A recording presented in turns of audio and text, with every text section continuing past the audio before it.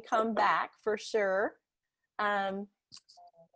Gosh, in 1988, we had citizens, visionaries, who decided that we would create this parkland and preserve the land along the Trinity River for future generations. And we're so grateful to them for that.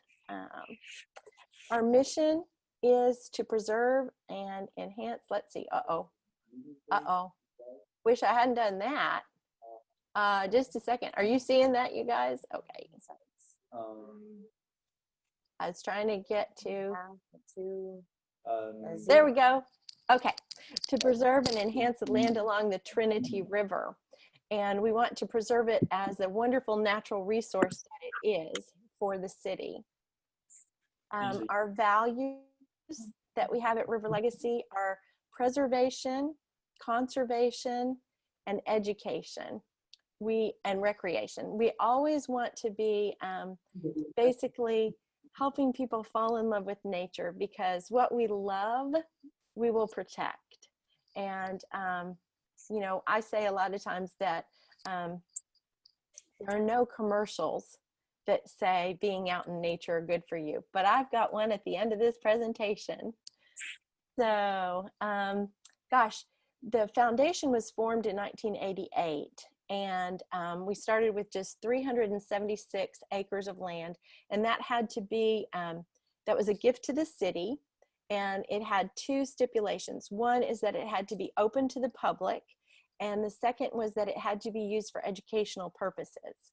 So Richard Green was our mayor, and Sylvia was the first lady of Arlington, and she and some other concerned citizens got together and started gathering more land, because this was a time in our history where we started to understand that when we build, we put concrete on the ground, that we change the water flow, and that we needed to have some land that was dedicated to handle that. And so this was land that was no longer going to be buildable. So there were houses and businesses in some of this area, but it was not going to be able to be updated or further building because it was floodplain. And so people gave us land, we traded land. This group of citizens that formed River Legacy Foundation actually started buying up the land, and we really grew to protect the land. So we started with 376 acres, and today we're a 1,300 acre park. About 14 years ago, 9 cities agreed to protect the land along the Trinity from Dallas to Fort Worth. And today, Arlington is the first, and we're currently still the only city that has 100% protected land along the Trinity between the Dallas and Fort Worth points on the Trinity Trail Initiative. And that is a credit to our community and a credit to River Legacy Foundation, because we get the land, we acquired the land, and then we gift it to the city. And we started using it for educational purposes right away. We started with having field investigations for students. And quickly we realized that we needed to have a building in order to be able to do more of our educational programming. The park has kind of an ever-changing mountain bike trail that we limit the amount to about 7.5 to 8 miles of mountain bike trails. We have a little over 8 miles of paved path now, and like the great parks of the world, we have areas that are pristine and will always be as they were intended to be, natural. This also has, in the 1,300 acres, 1,299 of those acres are floodplain. And so these are designed to flood so that your homes and your businesses here around us don't flood. So that's why when we have heavy rains, you know the park has areas that close. Sometimes the whole park closes. So in 2018, 2019, when we had the third rainiest season in record, the park closed. And actually, that was our most closures that we had, but that was designed to keep our homes and our businesses from flooding. So as we realized that we needed to have a building to further our educational programming, the Living Science Center was built, and it opened in 1996, and it was Arlington's first sustainably designed building. It's created to nestle into the woods, and if you look at the roof line, I don't know if you can see what that looks like, but the shingles look like feathers, and I think that the roof line looks like a bird's wings spreading out.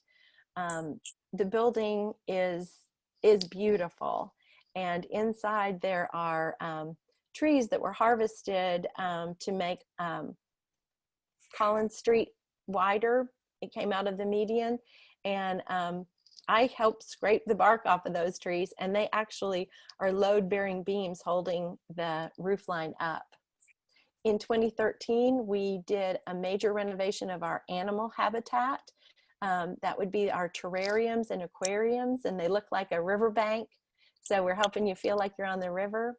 And then in 2018, we had the Discovery Room opened, and that was a $2.5 million renovation.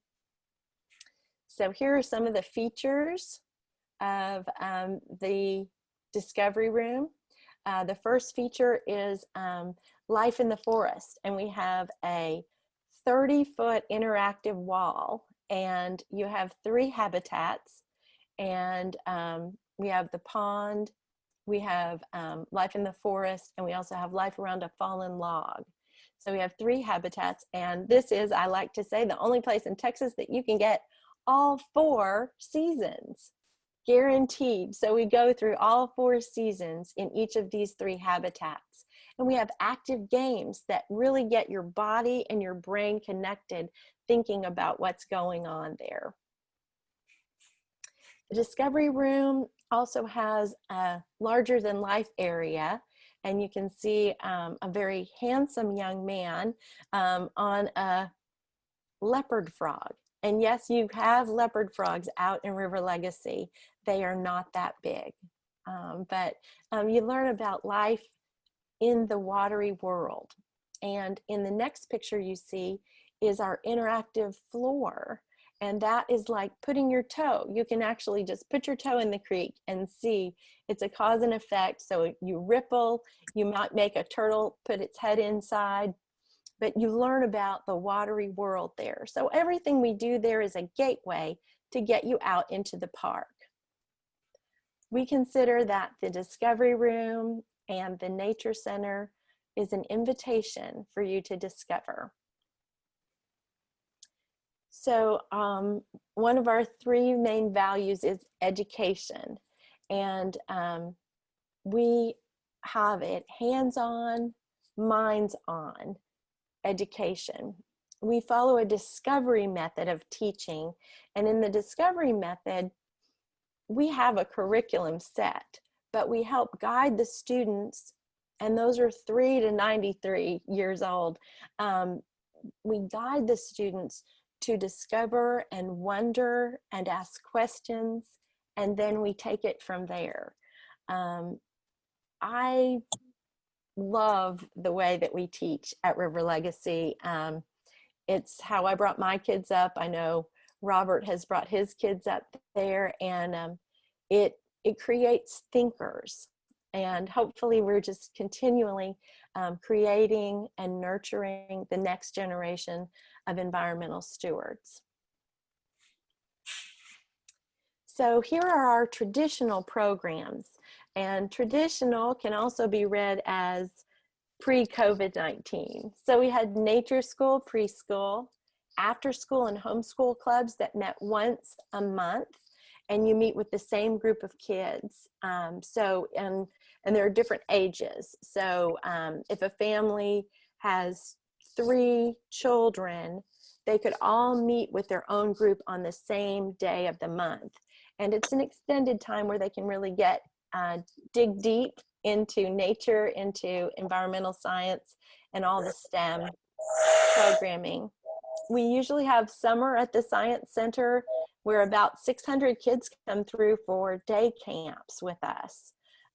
Winter and spring break activities at the center, free public programming on Saturdays, Scout Badge Day a couple times a year.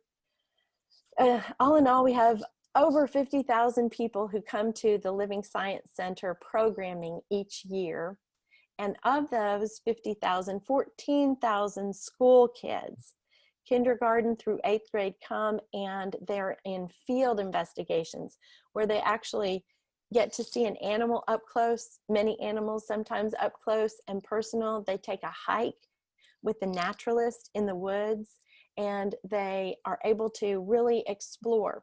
This comes as part of their curriculum, so it's really a culminating activity for them. And it's exciting to us because so many times the kids will come, and these are kids who live here in Arlington, an urban environment, and maybe they've never seen the woods, a forest, a pond, and they're afraid. They're afraid sometimes that they're going to be tigers, seriously, or bears, and they're afraid of snakes. They're afraid of things. And when they leave, they say, "This is the best day I ever had." And if you can imagine getting to hear that a couple times a week, it's a pretty great place to work. So our field investigations are generally close up and personal, as you can see here. And we're really exploring. It's a discovery method. So what the kids are most interested in, what they're learning about, we work to include that. Well, when COVID hit, we had to change our nature school, after school, homeschool, and I didn't have it on here, but also our field investigations. We took all of that virtual. Here you have a family that has 2 kiddos, and they have made a model of a mushroom. I'm sure I don't have to tell you that. So they know about the fungus among us. And so we had our classes go virtual. And actually that first week that everything was closing down, we started public programming on Facebook so that the kids, even before the school districts got things online, we had some positive messaging and some positive videos going out. Just this week, we just finished this week our nature school, and so instead of having a graduation celebration, we had nature school drive-by, and the kids were so happy to see their teachers, and the teachers were so happy to see the kids, and you can see we even had a little parade there. We love nature school. They put on their car, so it was a great time to see everybody. So normally, that's pre-COVID, we would have animal encounters, guided hikes, composting classes, the discovery room open, lots of fun things going on during the week and definitely on Saturdays. But now we've had to move all of that to a virtual. Here we have Shannon showing his name is Artichoke. He's a black-footed ferret and related to weasels. Weasels can be found out at Lake Arlington. I don't know if anybody's ever seen them out there, but they're related. We have animal encounters, even guided hikes that are virtual on our Facebook page and on our website, story time, fun facts on Friday, conservation Wednesdays, wow Wednesdays. So we're working to help get messaging out there and continue to live our message, because it's still vital and important that we take care of the environment and we take care of our habitats right around us. So here you have a little bit about our a hike. And oh, I stopped that at a terrible place for Anne. Please don't tell her that. And then you see that we have talk about composting and trash and recycling, because we try to have some of our events to try to be zero waste. So that's a goal that we have, to work towards zero waste for our events.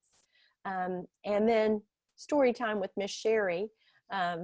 It's really funny. We've had some college kids who are watching story time because they remember coming to River Legacy when they were little, and they're watching it and letting us know about that. So here's some more of our virtual public programming. This is what we're putting on our website. This is what we're putting on our social media, because we want to have some positive messages out there, kind of like you, Margaret, to do something fun. So summer camp, summer classes have had to transform into virtual summer camps. And a little girl, and she's going to have some lessons and talk on a video, but then there are crafts that are included, as you see below, things to look for on your walk outside. So it's not sitting in front of a screen for 3 hours. It's learning and then building on that learning each day, but also looking for examples of what you're learning about right in your neighborhood or your backyard. So children can learn about wildlife, ecology, and the environment at home instead of at River Legacy this summer. So they'll get activities to do at home, and we will have a time to have a drive-by where you can pick up your resource packs. So we're filming those right now, and they're really great. So virtual camp has, this is real camp, and as you can see, we're not social distancing back in the good old days, but we will be going virtual this summer. The good part about it is that children from everywhere can enjoy virtual camp at River Legacy, with River Legacy. And no matter where they are, they can join in with us. My niece is signing her kids up, and they live in Chicago, but it's still important for them to know about the environment. So we would love for you to share these summer camp options with kids. You know, our camps are for kids from 3 years old to 6th grade, entering the 6th grade next school year.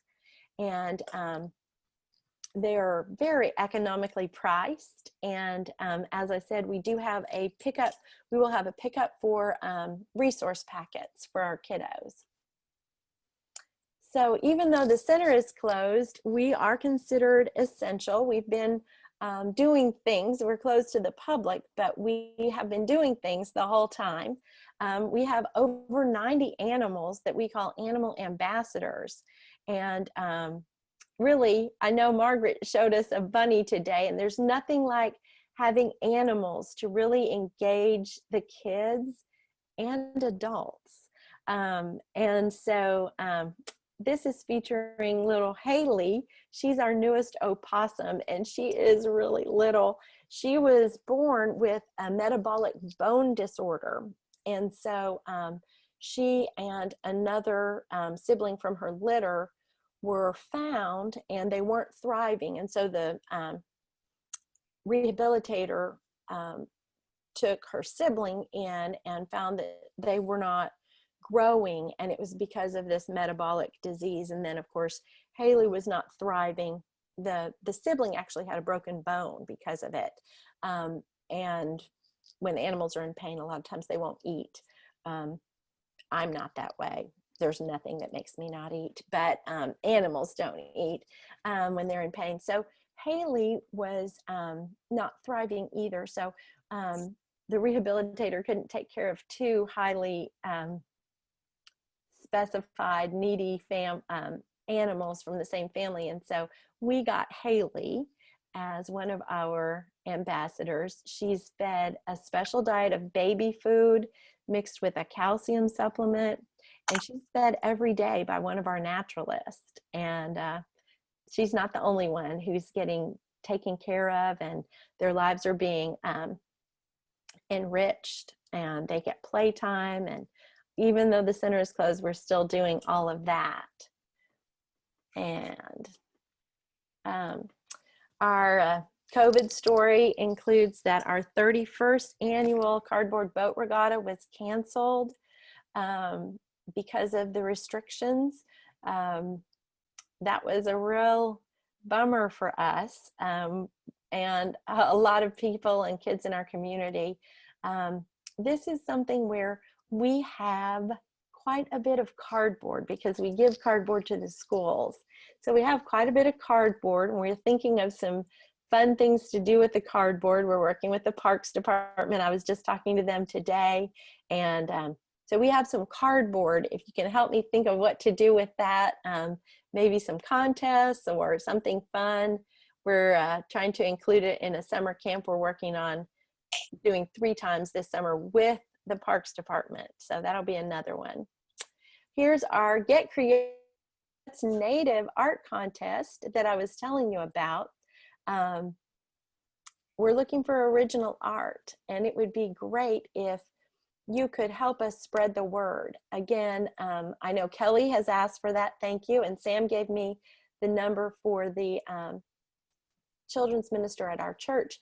Children's ministers, youth ministers, kids you know who are the age 3 years and 4 years, so preschool all the way up to, we accept kids who have just recently graduated or graduating this month, or entering 12th grade next year too. So all those kids can join in this contest, and you know, art and nature go together. We would love to have some, send the word out. And again, you know, the silver lining of COVID is that we can have people from all over participate with us in this. So we'd love for you to help spread the word about that. Our fall festival is still in the works. We're planning both for in-person and for virtual fall festival. Our fall festival isn't a Halloween event. It is about nature. It's about the changing of the seasons. It's about having family fun. And so we're still working on ways to provide all that. And of course, as always, we're looking for sponsors for these events.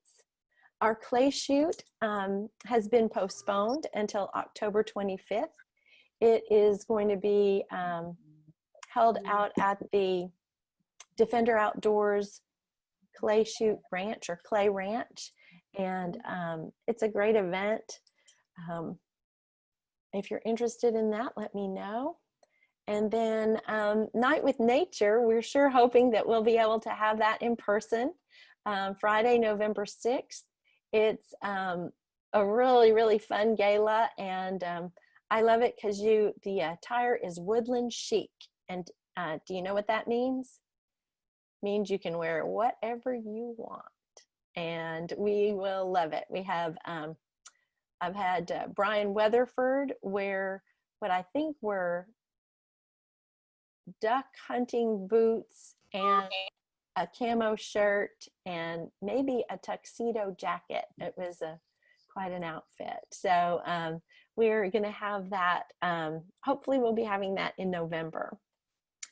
But as I said before, we try and help people fall in love with nature, because what you love, you will protect, and you will share that love.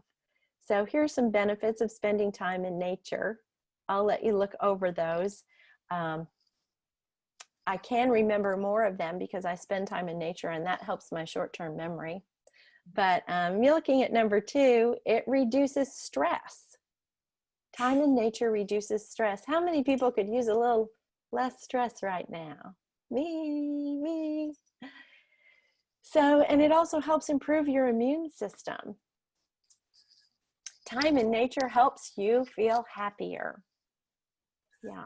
And I just want to say that none of these things are going to be advertised on the radio or on TV.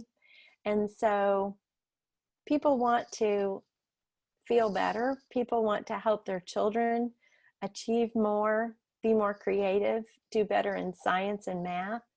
And spending time in nature helps all of those things. And there's no ads for that.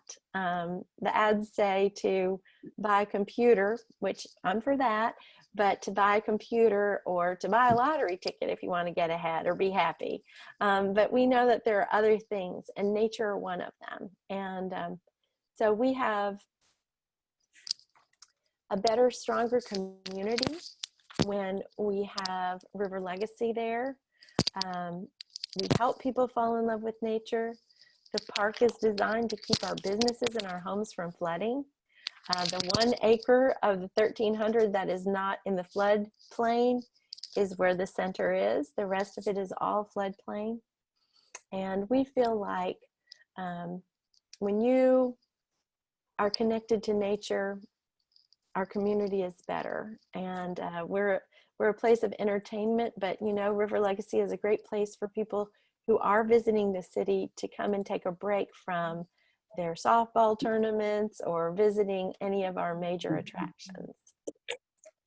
If you have questions about any of the things that I've said, here's our website. It's riverlegacy.org.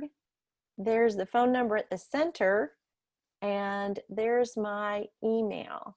So some of you have Becky N at River Legacy, and that one will work. And also there's Becky at riverlegacy.org. So does anybody have any questions?